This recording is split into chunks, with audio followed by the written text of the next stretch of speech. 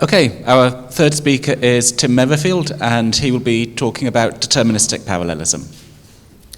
Okay, thanks, Tim. Okay, so this is joint work I did with Joe Devietti from the University of Pennsylvania and my advisor, Jakob Eriksson. Okay. Did you know that multi-threaded programs can behave non-deterministically? So, for example, program behavior can change based on the non-deterministic interleaving of shared memory operations.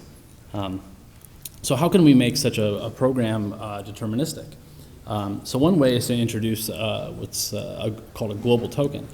So in the token, in this case, basically you can only perform shared memory operations when you hold the token.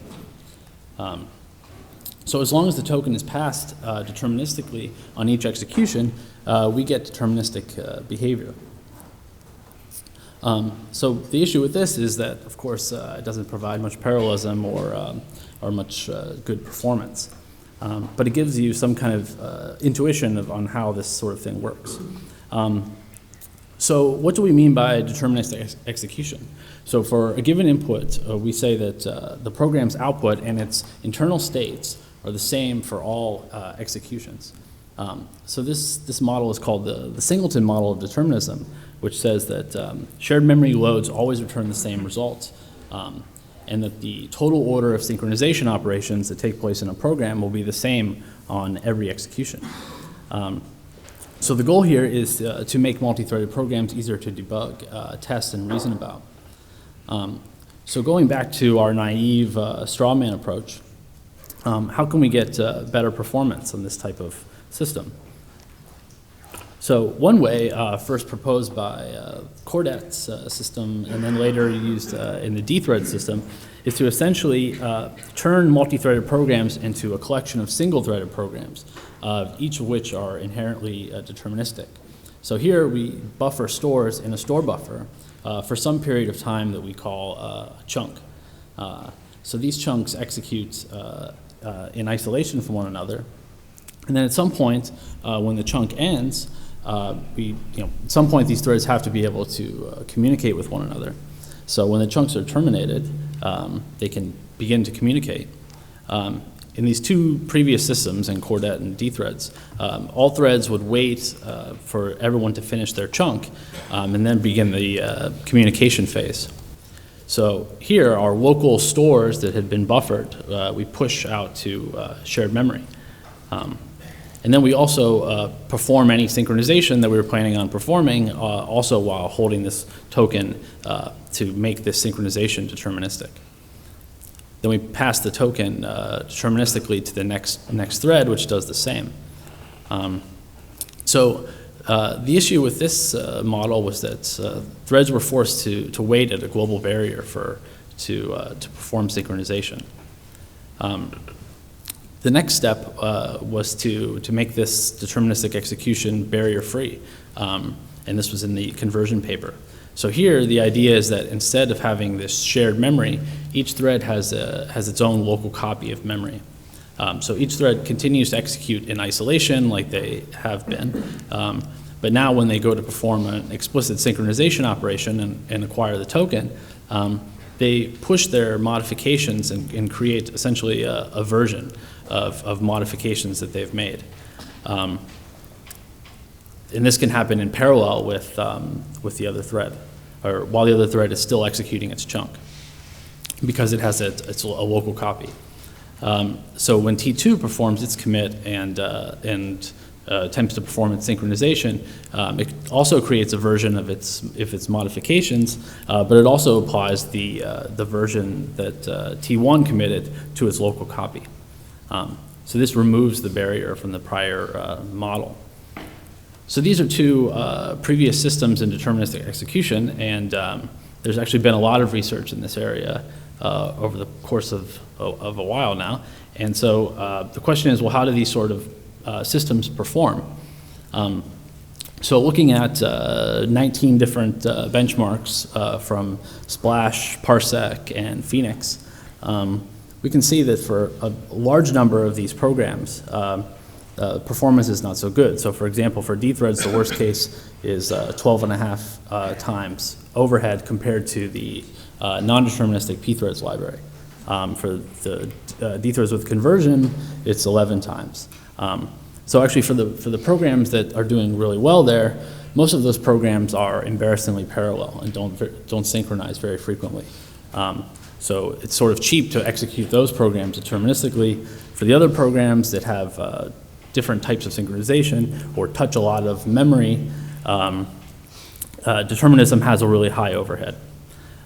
So one way that people have proposed to try to fix this is by using more relaxed memory models. So D-threads, core det, and D-threads with conversion use the relatively strong memory model TSO, which forces our commits to become global operations visible to all other threads. More relaxed models like lazy release consistency perform commits point to point and potentially reduce the amount of work that needs to be done. I need to plug in my computer.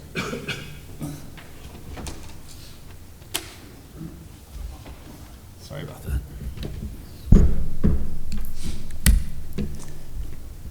Okay. So however, there's some downsides to this, these relaxed models. For example, relaxed or not, deterministic execution systems always totally order the synchronization operations, which can impede some of the benefits of these relaxed models. Furthermore, memory can leak when commits are done point to point in this deterministic way. Essentially, the changes have to be recorded per synchronization variable until they're propagated to all threads. If this propagation never occurs, then the space can be permanently lost. In fact, in this system RFDET, which was published recently, several of the programs that we were targeting to improve their performance were not able to be evaluated with more than 4 threads in their evaluation. So we feel like we can improve the performance of these deterministic systems without dealing with any of these trade-offs. So we present a new deterministic execution library we call Consequence. This is a drop-in replacement for pthreads, and so we provide deterministic implementations of a number of pthreads operations, locks, condition variables, and barriers, all the good stuff you expect from pthreads. Consequence is built on top of conversion, which provides this kernel support for virtual memory protection-based isolation and communication between threads. And provides the barrier-free execution we saw before. And then Consequence provides a number of optimizations to improve several performance issues with the deterministic execution.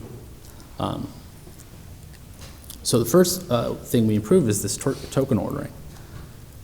So prior systems, many of the prior systems would pass the token in a round-robin way.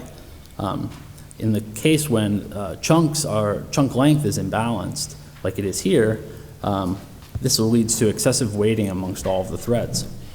So here T2, we would like T2 to be able to commit its modifications to memory and do its synchronization. However, it needs to wait for T1 to finish. We move instead from this round-robin model to an instruction count-based model, which was first proposed by Kendo, the Kendo paper. This uses something that's called a deterministic logical clock, and here the thread with the global minimum instruction count is able to acquire the token. So why are these instruction counts deterministic? As I mentioned earlier, the threads execute in isolation, and we basically transform these multi-threaded programs into these collection of single-threaded programs that are isolated, and this leads to a deterministic number of instructions that are executed. Our deterministic logical clock API that's used by Consequence to ensure determinism has a few different functions. For example, sometimes we need to pause the logical clock in case we're going to do something that's non-deterministic and resume it eventually. The clock depart function allows us to remove the calling thread from consideration for the global minimum, which allows us to prevent deadlock. And GMIC returns true if the calling thread is the global minimum. So looking at how the consequence execution works, we have deterministic logical clocks both set to 0 at the beginning of their execution. When the chunk terminates, T1's logical clock is set to 50, but it has to wait because T2 has a lower logical clock. When it arrives at the synchronization operation, it pauses its logical clock and waits to become the global minimum. When it's the global minimum, it's notified by the other thread, and then it can acquire the token, commit all of its memory operations, and update anything that's new, and then attempt to acquire the lock. If it's available, then it just releases the token and moves on. If it's held, it needs to depart and wait to be notified later on when the lock holder is done. So our deterministic logical clock implementation relies on hardware performance counters, namely the instructions retired counter. Consequences, deterministic logical clock is handled mostly in the kernel because we want to do a few important things there. So for one, we want to be able to notify the global minimum from NMI context directly through shared memory. And second, we'd like to be able to adapt the performance counter overflows to try to match the workload. So for example, for programs that don't synchronize very frequently, we may want to have a longer period of time between overflows in order to decrease the amount of work that's being done. So the consequence system architecture looks something like this, where pthreads programs make pthreads library calls, which are handled in libconsequence.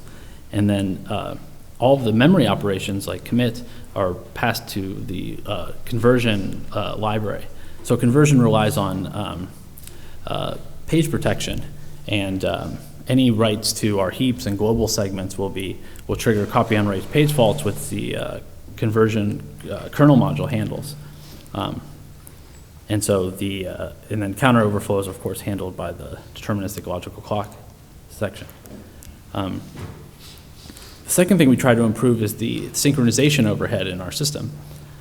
So when these types of systems, or when these types of programs perform synchronization frequently, we need to perform a whole bunch of operations inside of our library, namely committing all of our memory and updating any memory that's been committed since the last time we held the token.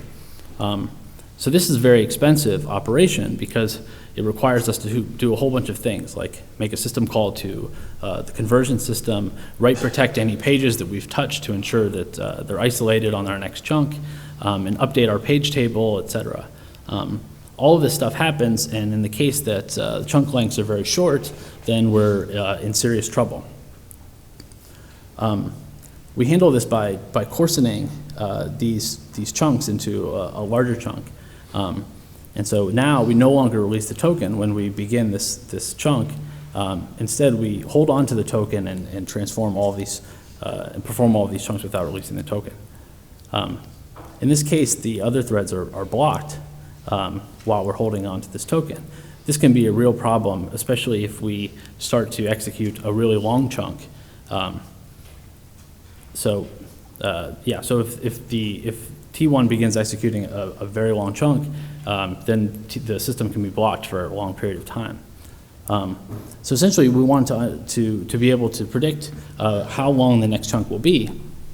And in order to do that, we keep statistics for each synchronization variable in our system on a per thread, per synchronization variable basis. And we store this as an exponentially weighted moving average of the chunk length. So when we go to make a coarsening decision, we consult this average. What's interesting about this is that even though our system is deterministic, we can attempt to adapt our behavior to the program. And so this is deterministic because we're making these decisions solely based on the chunk lengths. Another thing that we improve is the lack of commit parallelism in our system. So for user barriers, the commits happen in the way that you see here. Basically, each thread requires the token and performs a commit. And then after this happens, each thread for this user barrier has to update to see all of the commits that have been made made prior. So this is none of this work is being done in parallel. So we can improve this dramatically by adding this additional ordering phase first, which ensures that conflicting memory operations or operations to conflicting regions will be merged in the correct order.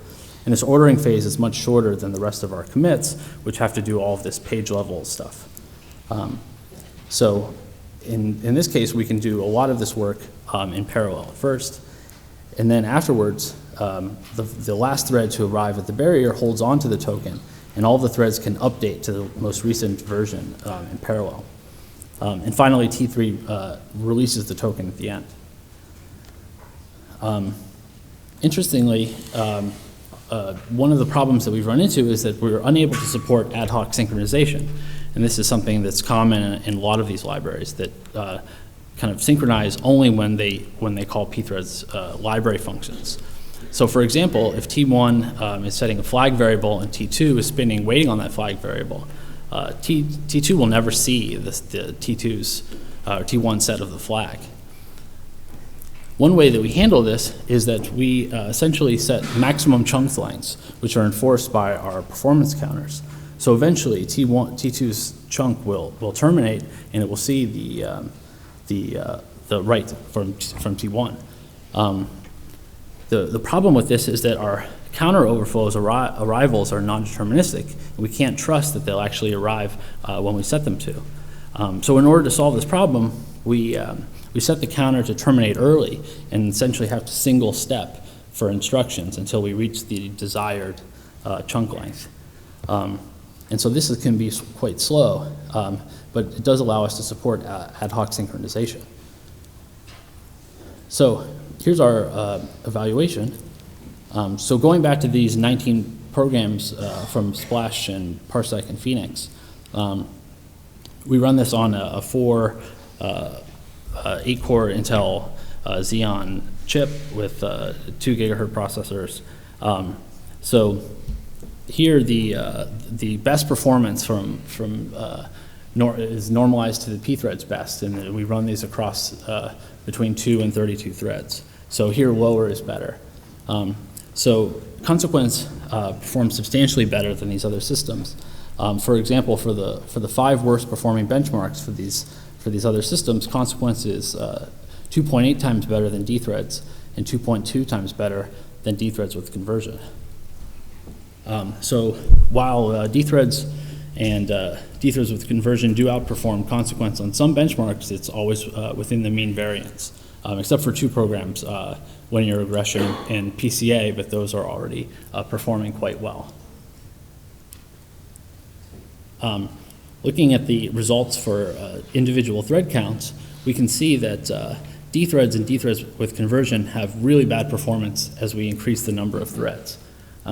So for example, our average at 32 threads when compared to pthreads can be as high as 17.8 for dthreads and 11.8 for dthreads with conversion. For our system, it's down to 4x. So as we mentioned before, more relaxed models only propagate changes along happens before edges. So we looked in to see how much we could reduce the work that we need to do on updates. So how much can we reduce the memory that we need to propagate between threads on commit? In order to do this, we added support to consequence and conversion to track happens before edges. One thing we noticed is that the reduction in memory that must be propagated is somewhat modest, particularly for programs that propagate large amounts of memory. So for these programs, for example, OceanCP or Keneal or some of these others, they synchronize on barriers. And then when you synchronize on barriers or perhaps synchronize frequently on a global lock, there's not much these relaxed models can do to improve performance. So while these more relaxed models may improve performance for determinism in some cases, it's not clear that it would be that much better than the performance we have currently. So in conclusion, consequence substantially improves the performance of existing deterministic systems. I mean, before this, it seemed like strong determinism, this determinism that we provide, the performance was so bad that it seemed sort of unreasonable that you would ever be able to use it. So we improve this by combining the barrier-free commits with improved token ordering, increased parallelism, and deterministic adaptation to program behavior. So the consequence source code is available here, and so you can try it out on your favorite pthreads program. So thanks.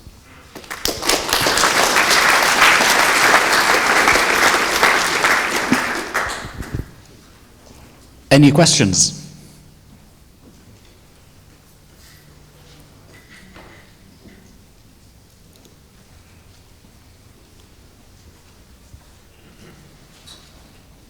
Okay, I have one then. So looking at the benchmarks that you've studied, are there any of those you think will be particularly challenging to get further improvements in performance? Yes, I do. I think that some of the programs touch large amounts of memory, so we rely on virtual memory protection. So some of the, I think getting the performance to getting these systems to perform well when you have a lot of copy on write page faults seems like a barrier to the type of system that we have now. And yeah, some of the programs that touch large amounts of memory, and especially they conflict and they touch the same regions, we have to do byte-wise merges on all of them, and that's very slow. So I think trying to solve those problems seems like the next big step, and it doesn't seem clear exactly how to do it yet. Okay. Thank you.